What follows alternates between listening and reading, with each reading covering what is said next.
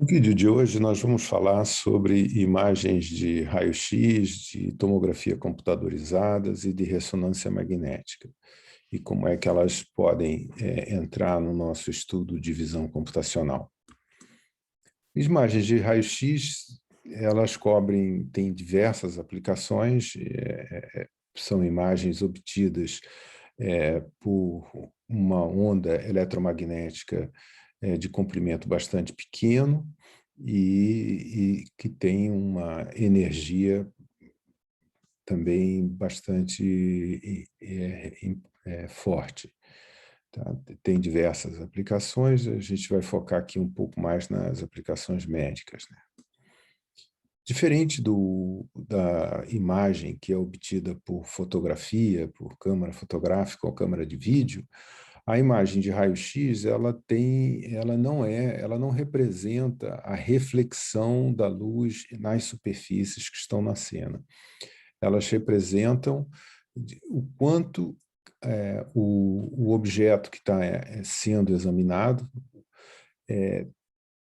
em cada ponto dele, absorve ou deixa passar o raio-x. Quer dizer, quando a gente vê uma imagem de raio-x, como, por exemplo, essa aqui, onde estão os ossos, o osso é o que mais absorveu a energia e praticamente não passou os raios, e os outros, e a parte preta aqui está representando justamente o ar, praticamente, ou os tecidos que não absorveram a energia eletromagnética.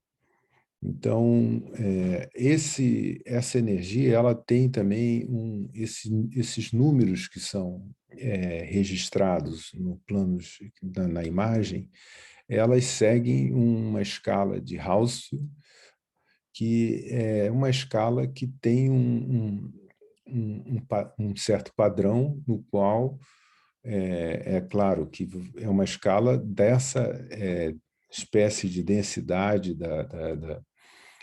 essa não é bem direta com densidade, mas é uma escala da opacidade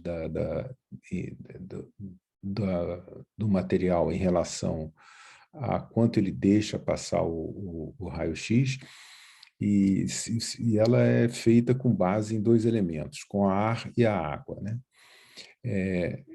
A fórmula escrita dessa forma, se você colocar aqui o μ do ar, você vai ter μ do ar menos μ da água sobre μ da água menos μ do ar, ou seja, menos 1. Então, o Hounsfield do ar é menos 1000. E se você colocar o μ da água aqui, você vai ter μ da água menos μ da água, que dá zero.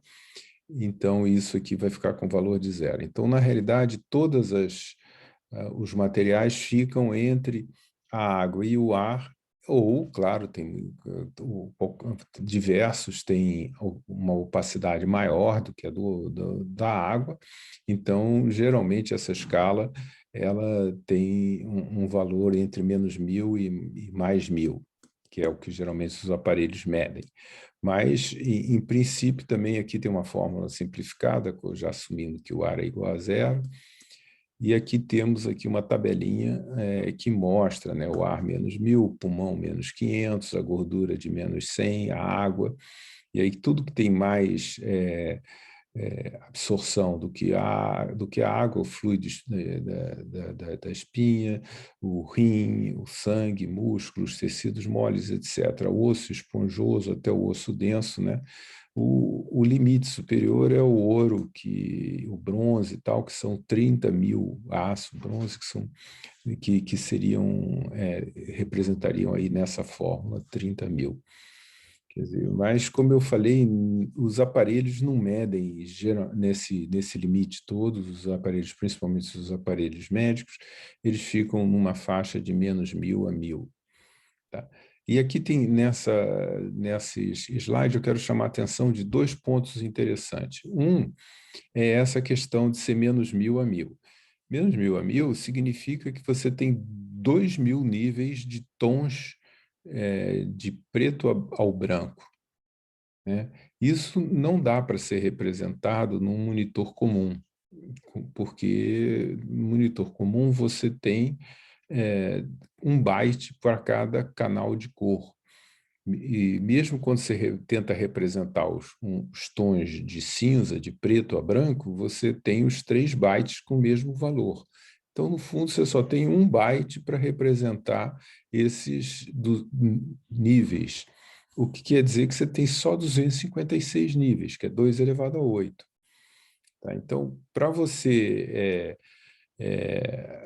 reproduzir o que era o contraste que existia já nas chapas que os médicos observavam, você tem que ter monitores especiais, né? Porque aqui você tinha uma resolução também de 2000 por 2000, e aqui então você também tem que ter um monitor com uma boa resolução espacial, mas isso não é mais tão complicado. Já hoje nós já temos televisões com alta resolução, mas também tem que ter essa resolução em profundidade, que é representar esses 2000 níveis numa mesma imagem. Tá? Isso, às vezes, é feito por simulação em software, onde você olha, de repente, uma ponta do espectro, outra olha outra ponta do espectro, ou por equipamentos mais caros. A topografia computadorizada é só uma forma meio que tridimensional de fazer o raio-x, né? E você tem a fonte de raio-x rodando em volta do paciente, e tem uma linha aqui de receptores que fica registrando o raio que atravessa o corpo, né? Geralmente, os aparelhos mais modernos, eles têm um fecho com certo ângulo aqui amplo para atingir não só um sensor, que estaria um anel de sensores, mas ele roda gerando aí 4 anéis de sensores ou mais, e esse processo vai acontecendo à medida que o emissor de raio-x, a fonte, vai rodando, a mesa vai se transladando, e com isso é feito como se o corpo tivesse parado, seria como se tivesse feito assim essa tomada nessa hélice que aparece aqui. Tá? Essa imagem, então, é reconstruída, isso tudo, claro que tem bastante processamento, tudo isso é computadorizado, obviamente. Então, e você tem aí as diversas seções do corpo, ou colocadas assim, ou colocadas como uma grade de números. Em vez de você ter pixels em imagens, cada ponto seria uma ponto de uma pilha de imagens que corresponderia a um voxel, né? Um elemento de volume, não um elemento de imagem, picture, né? Então, esse seria a tomografia computadorizada. Existem mais algumas coisas que convém a gente apresentar sobre o dado, que existe aí uma certa... Como o corpo humano tem direções óbvias, né? Por exemplo, de baixo para cima, você tem um eixo aqui, você tem 3 planos importantes. Esse plano, que é o plano sagital, que é esse que corta a gente no meio, e outros planos paralelos aos sagitais também poderiam ser feitas tomadas aí. Plano coronal, que é o que vem da frente para trás, o sagital vem de um lado esquerdo para o direito, por exemplo, e tem o plano axial ou transversal, que é esse que são os cortes. Então, você pode exibir as imagens em qualquer um desses planos, ou exibir a imagem médica em 3 dimensões, né? Então, isso aqui é mais ou menos assim, só uma visão muito geral sobre o que é a tomografia, o raio-x, tomografia computadorizada. A ressonância magnética já é um outro tipo de exame que evita você usar raio-x, que é uma coisa que pode ser danosa, né? Você não pode fazer muitos raios-x. E é um aparelho que trabalha em torno do campo magnético, que é dele com a interação com o campo magnético dos nossos átomos, principalmente o átomo da água. Deixa eu explicar aqui, né, um pouco melhor, no mesmo princípio de uma pessoa passando por uma coisa, mas lembrando aí da elétrica, do curso de física básico, né? Quando você tem uma corrente elétrica, você tem um campo magnético associado. Então, se você tiver aqui um fio elétrico retilíneo, você não tem um campo, mas quando você faz uma bobina, né, fazendo várias voltas aqui, você acaba somando esses campos magnéticos e gera um campo magnético potente. Esses aparelhos, quando eles são ligados, eles já estão com um campo magnético forte, por isso eles têm que estar em ambientes controlados, né? Eu não disse no raio-x, mas o raio-x, ou a pessoa que trabalha no raio-x usam uma vestimenta especial de chumbo, etc., ela geralmente trabalha em outro ambiente protegida do raio-x, porque enquanto uma pessoa vai fazer um exame, o técnico de raio-x está lá sempre, então ele tem que estar, ele tem que ser protegido, porque ele não pode tomar essa radiação todos os dias, que senão ele pode ter câncer, outras doenças. O magnético não causa nenhum mal às pessoas, né? Mas é um ambiente que você tem que entrar sem nenhum metal, sem nenhum cartão de crédito, sem nada, porque tudo... então, ele tem que ser muito... Porque ele tem esse campo magnético forte, sempre presente dentro da sala, né? E o que acontece, mais ou menos, dando uma explicação simplificada, porque é um problema complexo, tem algumas referências lá embaixo que você pode estudar um pouco mais dessa física, é que nós temos átomos de hidrogênio no corpo, principalmente átomos de água, né, moléculas de água, células de água, que é H2O, né? E esses átomos de hidrogênio ele tem um próton no núcleo que tem um campo magnético associado a ele. A ideia é que quando você entra no aparelho, esses átomos que estão randomicamente dispostos, orientados no espaço, eles se alinham com o eixo magnético do aparelho. E aí, você acaba com esses átomos todos alinhados. E aqui tem só uma questão de nomenclatura, que seria B0 é o tal do campo magnético onde você está entrando, que seria a direção dentro do tubo, e aqui esse plano transversal. Tá? Então, isso só para explicar o próximo slide.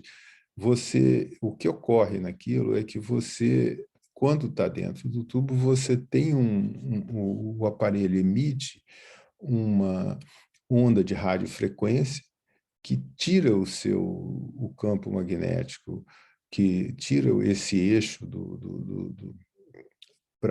que estava alinhado com Z e coloca dentro do plano XY. E aí, esse pulso de radiofrequência entra e para, eles são repetidas várias vezes e são feitas medidas nesse processo. Então, quando ele entra e para, então,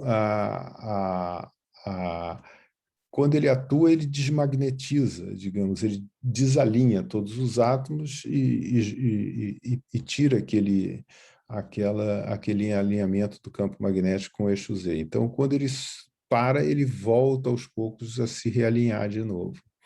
Então, essa medida de realinhar, quando ele está em 73%, é a medida de T1, que são os exames que medem T1.